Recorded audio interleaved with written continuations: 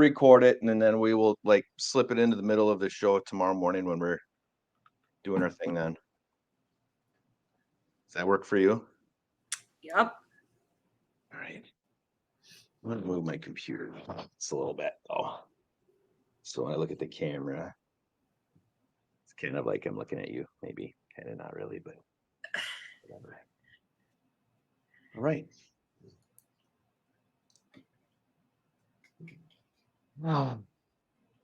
Who's deep breaths in. Do the 3 Bs. Did It's what? about the 3 Bs. Your What are the 3 Bs? breathing, your body language, and your belief. So make sure you're taking deep breaths, sit up straight, own it, and change your belief system to, I got this shit. Yeah. See? Look at you go.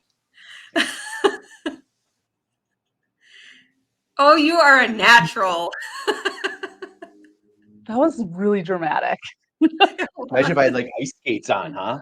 I could be a skater and doing a triple sow cow and stuff. You could. Hi yeah. there. Hi, Hey. Jamie. How are you? I am good. How are you? I'm doing real well. Jamie, I'd like you to meet Carrie. Hi, Jamie. Hi, it's so good to meet you. I've enjoyed listening to Good to you. meet you too.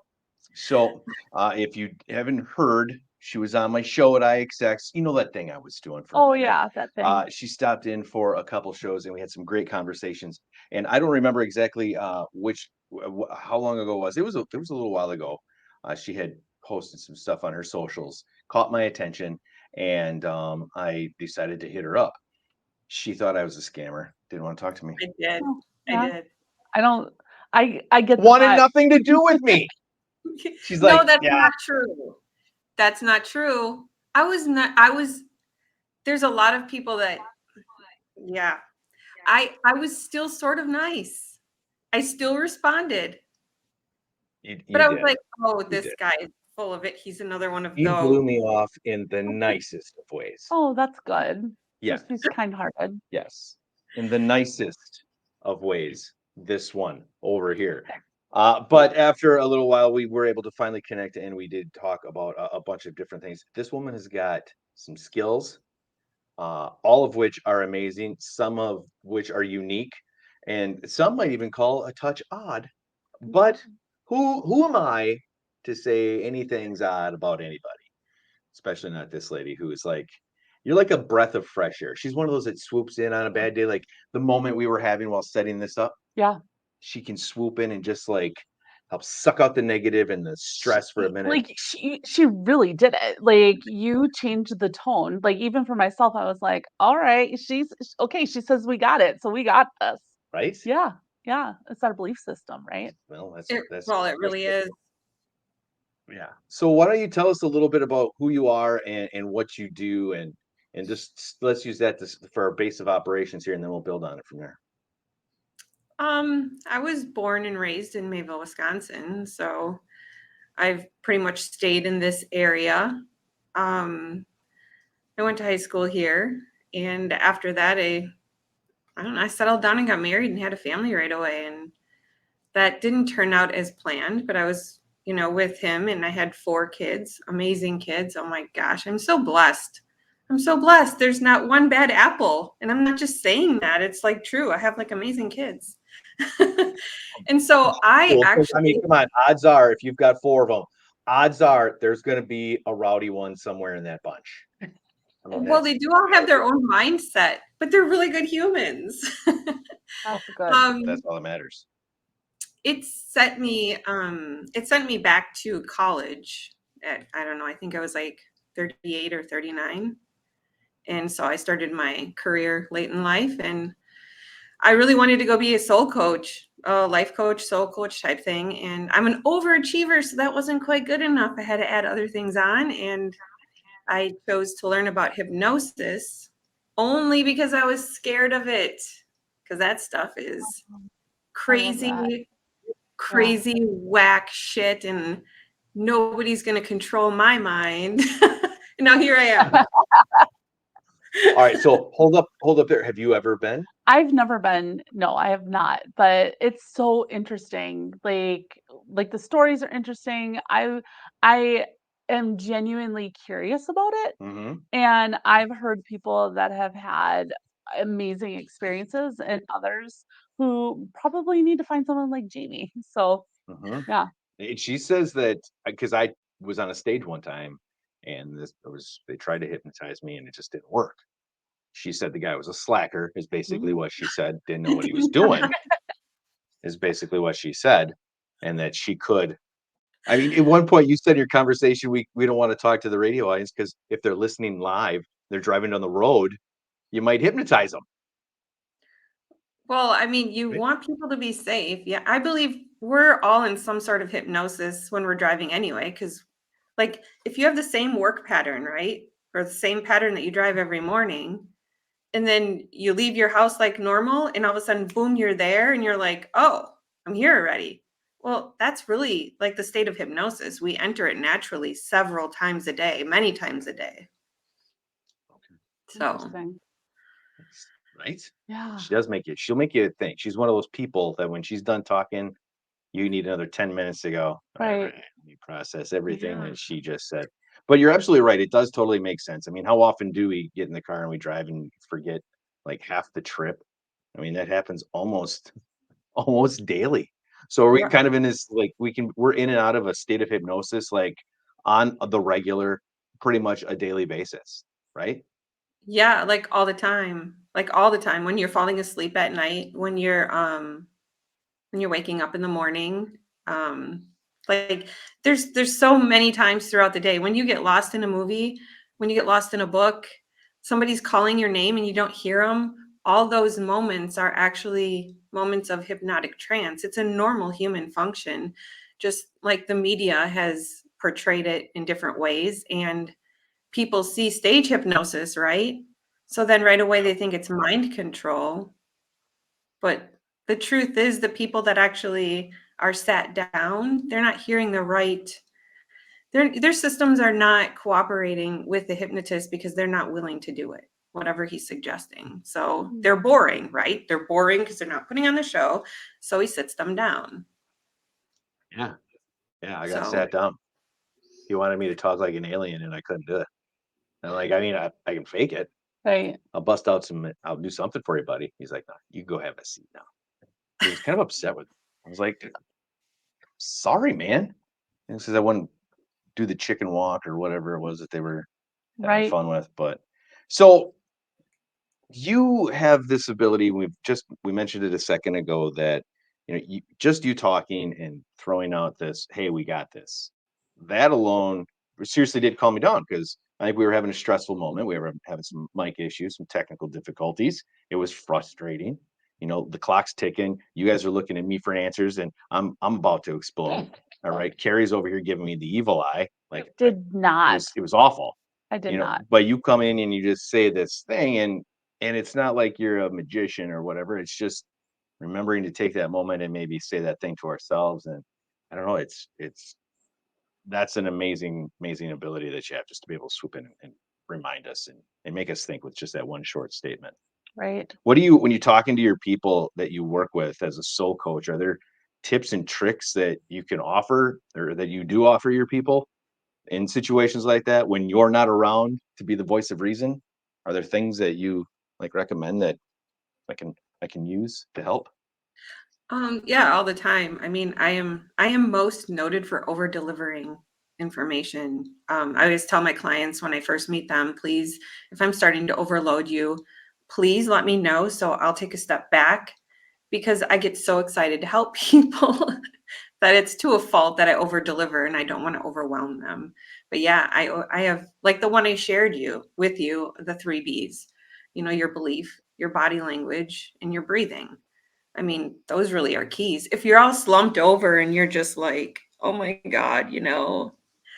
versus when you sit or stand tall and you own it and you start Mm. breathing. When we get Yeah. upset and angry, we don't breathe. And then Yeah. going from that mindset of, I can't do this, like, what is going on? And all the cuss words that go with it to, you know what? I'll get it. I don't know when, but I'll get it. and it Yeah. just feels better. I feel better. Like posture, sit up.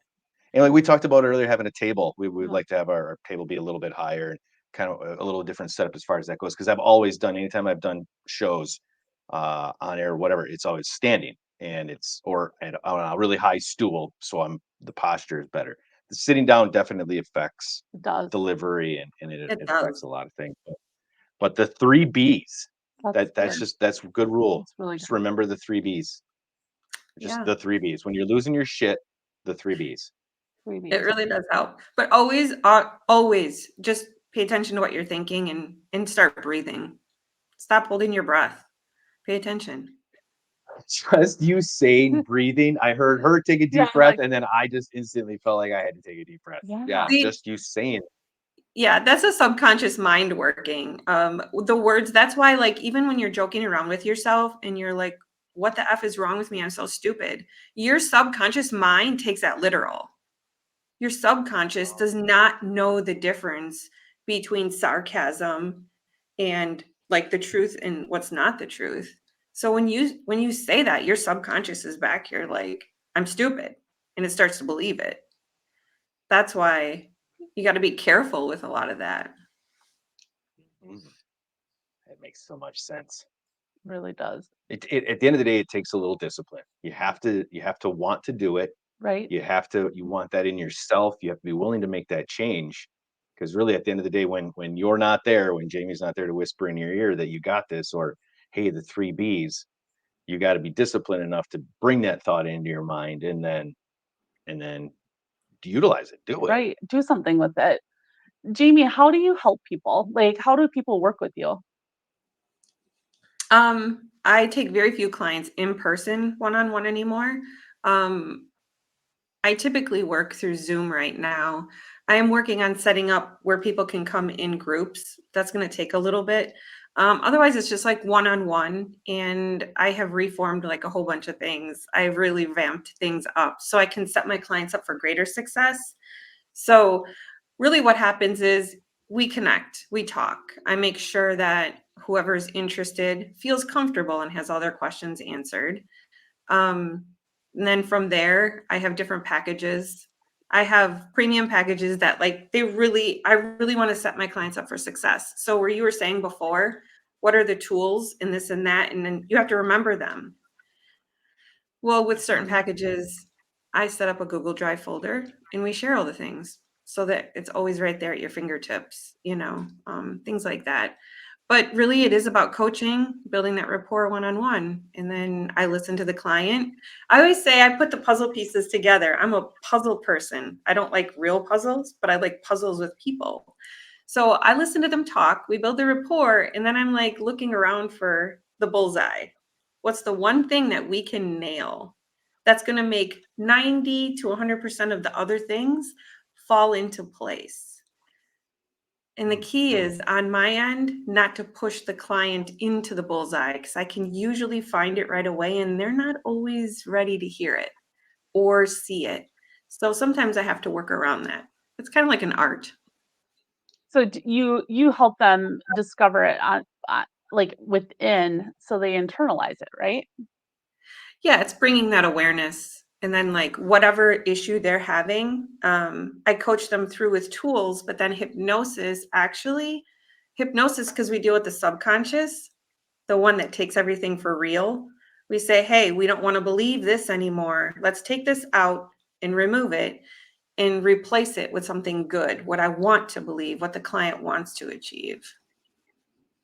Hmm. So it makes the results Hmm. like a million times faster and a lot more successful. A million's exaggerating, but that's really how it feels.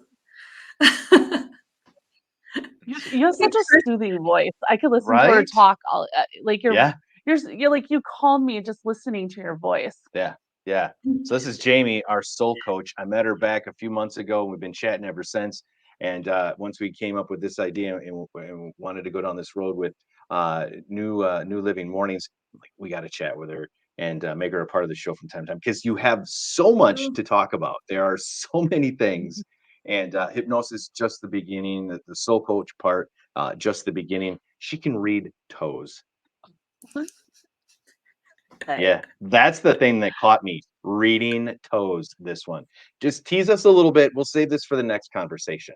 Okay. Let's do that. So we have another let's have another chat some other time soon, and we'll talk about that. But what does that mean a little Well, if you really want a good teaser, in college, that was the very last course, and I was a 4.0 student the entire time. And I said, I'm not doing that toe reading shit, and you can't make me. What, this was a class at school? Yeah. It There's was a part of toe my reading class at school? in my college course. Yeah, it came with my integrative healing arts practitioner program. That's my main title, but people are like, "What is that?" So I don't usually use it, but yeah, I wanted nothing to do with it. Just like hypnosis. Do you catch that pattern? I didn't want Yeah, anything to do with hypnosis or toe reading, and those are the two that I chose for my coaching program. crazy, Never say never. right? So right. Well, Jamie, thank you so much for chatting today. We'll do this again.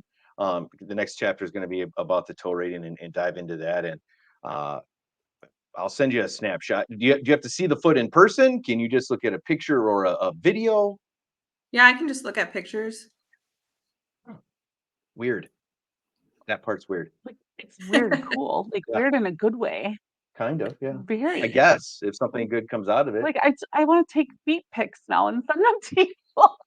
Ultimately, that's okay, for in brief, it really is like the story of your life that come through in your feet. All things like your destiny, your communication, your trust, abundance, your action in life. Your left side represents your connection with like your higher belief or your higher self. The right side is your connection with the outer world. That's what I'll give you for now. Hmm. Well, I have a callus and an ingrown hair on this toe over here. We'll discuss what that means coming up real soon. How does that sound, Jamie? Perfect. Hey, thank you again so much for taking the time and chatting with us today. We appreciate you for joining us, and we'll chat again real soon. Get Bye, her Jamie. information online, newlivingnow.com. We'll get you hooked up with Cole's contact details. Thanks, Jamie. Thank you See, for that was having me. good. That was good. That was See, good. now we edit the front and the back, trim it up.